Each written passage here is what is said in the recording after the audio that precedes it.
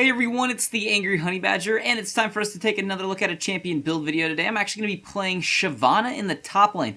I know she's seen a lot as a jungler, and I do enjoy playing her there, but I'm going to share this build in top lane. It does work very similarly, though, in the jungle. I'll recommend the item changes that you'll need to do for that as well. But this style of Shyvana, I already know some people are not going to particularly like. They like to build her pretty tanky, because she is awesome, really tanky, because she still does plenty of damage with her abilities.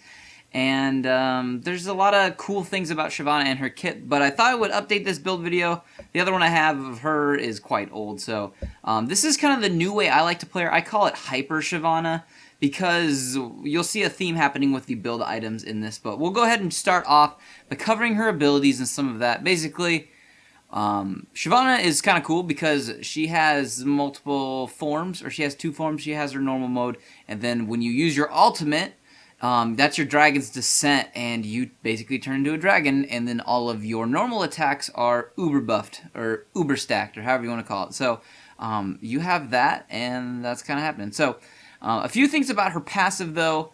Whenever you melee attack, you basically build up towards your ultimate, and so when you Twin Bite, reduces the cooldown by 0.5 seconds. Burnout extends the duration by 1 second to a max of 6 seconds on Burnout, so as long as you are attacking, Burnout stays up longer. And then Flame Breath deals 15% of the ability power damage to debuffed targets while standard attacking. So these are just awesome small things. And then Dragon's Descent attacks generate 2 Fury, because you are running off of Fury. Once you fill up your Fury to 100, that's when you can use your ultimate. It doesn't really have an official cooldown. It's just once that builds up, once you have your ultimate. So standard attacks generate 2 Fury, and you passively gain 1 Fury every 1.5 seconds. So if you don't attack anything, obviously it will come back up. It'll just take a lot longer. But once you're at level 6, you will have that immediately. So I am level 6. We've just been farming a lot this game. You've seen a couple ganks. I'm trying to farm. It's a little bit harder with Nidalee. She can poke me since she does have some range, and that's kind of hard to deal with. But what I'm going to do with my first trip back is I'm going to pick up a Vampiric Scepter. That's going to help me out in the lane. Just kind of keep farming nice. I'll get a little bit of damage and have some sustainability. Pick up a couple pots and a ward so I can hopefully not get ganked by this Hecarim who's been up here.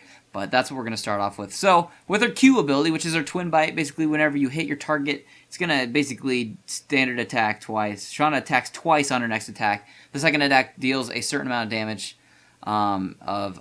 attack damage. So if you do use this, though, when you are in your dragon form, your Twin Bite will actually hit multiple units around it, so it's kind of cool. And then her W is her Burnout, which is kind of awesome. During the next 3 seconds, Shyvana will deal damage around her. This is actually magic damage, and it will increase her speed, which is pretty awesome. So when you use this in dragon form, it's going to scorch the earth that she walks over, so it's going to leave a trail of fire that deals damage for 5 seconds. So that's kind of cool as well when you have that in dragon form. And then as for her E ability, this is her Flame Breath. Basically, you unleash a little fireball towards the enemy. If it hits them, it's going to deal some damage, and it's going to reduce their armor by 15% for 4 seconds. So it's kind of nice to use before a fight. I just used it there and landed on her. Vi's coming in from behind. I'm going to dragon in, jump on her, ignite her, use my Twin Bite, and kill her real quick. Take 1 tower shot and get ignited, but going to be able to pick up a kill fairly early. Now I think I'm going to die a few times, but that's just some simple stuff you can do. Whenever you do use your dragon form, though, which is your ultimate, or your Dragon's Descent, you are going to jump at them, and you will knock them that direction. So if you can get behind the enemies and then Dragon's Descent back towards your team, if you're in a team fight, you can knock them closer to your team. So you got to be careful when you use this, not to really knock them away so your team can't get to them, because that will be very unfortunate, and you won't be able to get the kill that maybe you were hoping to get, because you can actually knock them into safety sometimes. So it will deal some damage, though, when you do that, so be careful about that. But other than that, that's just something you have to deal with. Here I'm going to get killed because that was a pretty good gank by them. And it's hard to deal with those two characters. They have a lot of movement speed that can help them out, especially when they had that exhaust. So that's what's going on there. Now that I'm back at base, though, I have finished off my boots. I went with Merc Treads this game because of the magic damage on their team and the fact that it is going to grant me some tenacity, which is going to help me to stay away from those stuns, fears, and taunts by reducing the duration of those. And then I picked up my first little bit. I took that Vampiric Scepter and I built that into a Bilgewater Cutlass, and that is going to be a good item early on for a few reasons. Obviously, the damage, the lifesteal, and I have the active on it I can use. Also, it is building towards my first main item, which on Shyvana, when I am playing her in top lane, I will be building a Blade of the Ruined King. The increased attack speed is awesome. It helps her out in every way based off of her passive and just getting back up to her Dragon's Descent a little bit quicker once you've used it. So that is why that increased attack speed on that is going to be helpful. Also, the damage, the lifesteal, the passive, all of that. So very good first item on her. Hopefully it doesn't take you too long to get to it. Now, if you are jungling Shyvana, I would recommend picking up a Razor and building that into a Wriggle's Lantern. It's going to help you clear the jungle a bit quicker, and actually that's a good item to continue with the hyper Shyvana style of this build. So something I would highly suggest. So pick that up if you are jungling her. Other than that, the build's going to stay pretty much the same. That's just the first item you're going to want for clearing in the jungle. So don't be afraid to pick that up. Also, another just side note, if you are going to jungle her, I'm going to be building some health in a little bit, in a second, because you want a little bit of health early on her. It'll help you when diving, and it'll just help you overall, because health currently is winning lots of games in League. Health is the most powerful thing you can pretty much build, although there's a few ways you can get around this, but that's just something I will say. So if you are jungling her, don't be afraid to pick up like a phage pretty quick. I will be picking one up this game on this build, and you can build that into a frozen mallet, which we will get to later. But always never a bad idea in the jungle to pick up some health. It's going to be very good for your champion. But like I was saying, we had that first item. We're almost to it now. It's taken us a little bit of time. Haven't really had a great chance to farm this game. Nidalee's been kind of a pain in the butt, to say the least. Died twice, a couple times, but kind of gave up a kill. One of those was kind of reckless, but that's gonna happen. You're gonna die. But we're catching up slowly in farming, and we're gonna continue to do that. But we're probably gonna get in a fight in a second, is my guess, because here comes Thresh. Nidalee's here. Gonna bait this out because Vi's behind us. I know that this is gonna happen. Now we're gonna initiate in on this Thresh, try to get rid of him. Nidalee is gonna try to help, but I'm gonna Dragon form in, land on him, and kill him. Nidalee will get away, but nonetheless, just kind of baited out that fight for a split second because Vi was coming up to lane. So was able to pick up another kill, which is going to be helpful. I can continue building, and we can continue to kill everyone.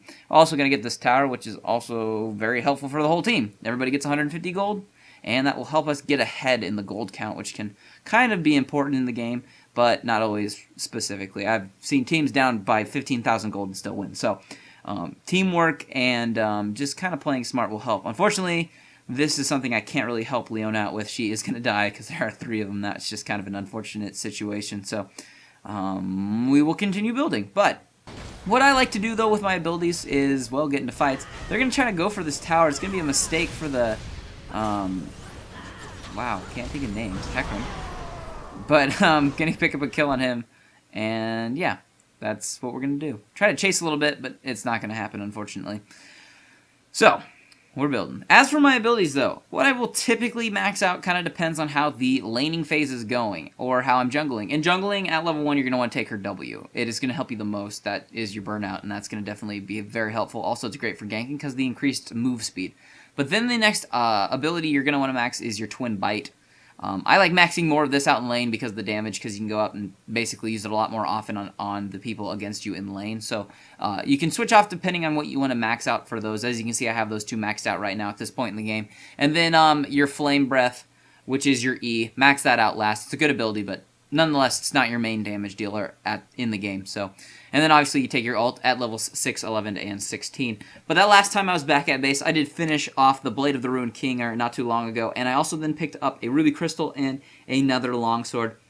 Those 2 are going to team up and give me a phage. That little bit of health is going to be very helpful for me because it's health, and it's going to make me durable. Also, when it becomes that phage, it's going to give me a little bit more ability to have some extra CC, which will, you know, when you hit them, you have that chance to slow them. So it's going to be good. We will be building that later on into a Frozen Mallet. That way, people are really going to have a hard time getting away, especially with her bonus movement speed when she activates her W. Also, I do take Ghost when I am playing her. I think she's fun with Ghost because you kind of have a built-in flash with your Dragon's form when you jump into it like that. You can jump over walls using it to get away, so don't be afraid to use it as a flash if you're really in a bad situation. So that is something to just kind of remember. So yeah, small things to remember. But I like, even though she does have her W, which does speed her up, I tell you what, speeding up with Ghost and her W that's hard to catch, or it's really easy to gap close with it. So just try it out if you want to. I think Ghost is pretty strong these days, depending on the champion you're using it with. Don't get me wrong, Flash is good for getting away quick or initiating quick, but Ghost is a long-term ability to get to an important place. Here I'm trying to bait out the Thresh. Luckily, Vi's going to be able to get the ult off, and Leona's going to get a good ult over the edge there, but we'll be able to kill him real quick. I'll pick up the assist on that, and pretty good initiation for chasing down somebody, but that's going to be going down while we're fighting. So, at this point, I have picked up that Phage, and that last time I was back at base, I picked up another Vampiric Scepter because we were going for what I'm calling Hyper Shyvana, and I know people won't really like this build. It's kind of oddball, but I like to have fun with it, and usually does really good the later the game goes. So there I ran past everybody, and I'm trying to Dragon in, and that was mildly inaccurate, but it's okay. I have a little bit of health, so I can Dragon form in, and we can dive them under the tower. I will pick up a kill on him real fast and retreat just fine. And we have plenty of lifesteal, so we're just going to go ahead and hit some stuff. Also, when you do have a lot of lifesteal, which is why we're doing this Hyper Shyvana, when you hit them with your Q ability, you are going to lifesteal for quite a lot of damage and for life and all of that good stuff. So it's going to really hurt them. So the last time back at base, I picked up a pickaxe and then that Vampiric Scepter. Those will be building towards my next main item. Thresh is going to get screwed up real quick here. Pick up a kill on him. And yeah, tank the tower again. We're good at that as Shyvana. You are pretty good at tanking towers, especially as super tanky Shyvana. It goes even better for you. But like I said, we have plenty of lifesteal. Gonna run in now. Leona initiated. Gonna pick up another kill on the Nidalee. Get ignited. Get slowed down. Get a bomb on my head. Gonna retreat a little bit. A few of us are gonna die here retreating, but I think the other two of us are gonna get away. And we're gonna use our W to run away even quicker because that's another good way to escape without having to really use anything since it does speed you up. And we're going to go back to base now and continue building. I'm going to finish off those last two items I was talking about into a Ravenous Hydra at this point. I don't recommend this item as a very first item, typically because as much as it gives you a handful of damage and it does give you that area of damage, it's nicer to have a little bit more damage to go with it so that area damage hurts a little bit more. So it's a good second/third-ish item. Never first, though. I'm not a fan of it first. It does okay, but it doesn't do enough. But now that we have that, though, we have plenty of lifesteal. Hyper Shyvana is built around the fact that you do have lots of lifesteal. Gonna go ahead and pick up another kill on her there. Probably didn't need a Dragon in, but nonetheless we can use that when we are fighting here again. Gonna get feared because of this stupid ultimate. And pick up a kill, maybe? Yeah, pick up another kill. Because Hyper Shyvana does this. She just kind of goes crazy late game, to be honest. It's not even late game, but she gets even better late game. I can't ever get to late game with Hyper Shyvana because everybody's dead, but, you know, it's gonna happen.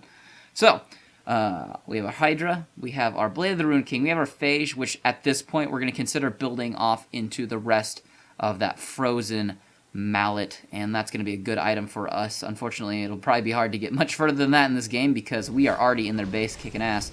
And we're getting to a little bit of a fight here. Going to pick an assist, though, on that Nidalee while they clean up.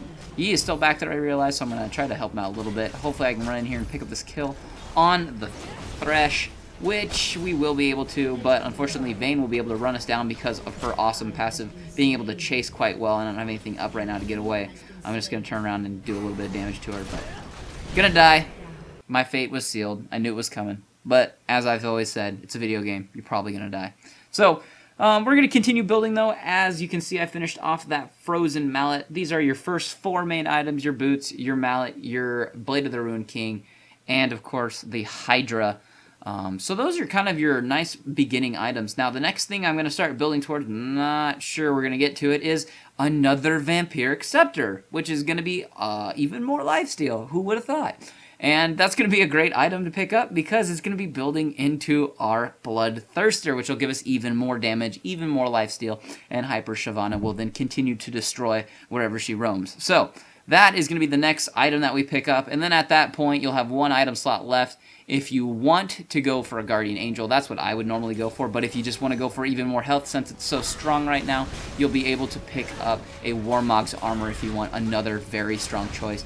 And never a bad thing. Also, that's your very last item, decently situational, and apparently that Leona doesn't know she can't hook the Baron through the wall, because she did that twice, and that's confusing, and I never noticed that while we were playing. That's kind of funny. So, that's what's going on. We're going to go ahead and pick up that Baron and head towards the end of this game. I'm going to, like, needlessly dive in a second and get killed, which is fine. I really don't care. we had a good game. Started off a little bit slow. Usually if you have even better start than that, it goes crazy well. But most of these times I can't get this game to last too long because Hyper Shyvana is kind of disgusting later on, as you can see. You can lifesteal. Fortunately, we're going to get just crazy CC'd into that wall, so we'll tank that for the team. That's okay. Picked up a kill on that Nidalee. My team's going to be able to clean this up under this tower fairly well, and it's going to be good for us. Kayla needs to get her ass back in there, though. Kill people! Yeah, makes sense to me. As for, though, my runes, pretty generic-y stuff. You can go with attack damage or armor penetration, actually. Marks are pretty awesome. Armor seals, magic resist per level glyphs, and then movement speed, Quints, or attack damage Quints are pretty awesome. So just kind of depends on what your preference is on those. I know everybody has their own opinions. And then as for your masteries, I go with an offensive tree of 2190. Pretty good stuff on her. If you want to go tankier, though, like I said, tanky Shyvana is pretty awesome. She runs it well because she'll deal plenty of damage. So don't be afraid to try a tankier page if you want to just kind of build more health.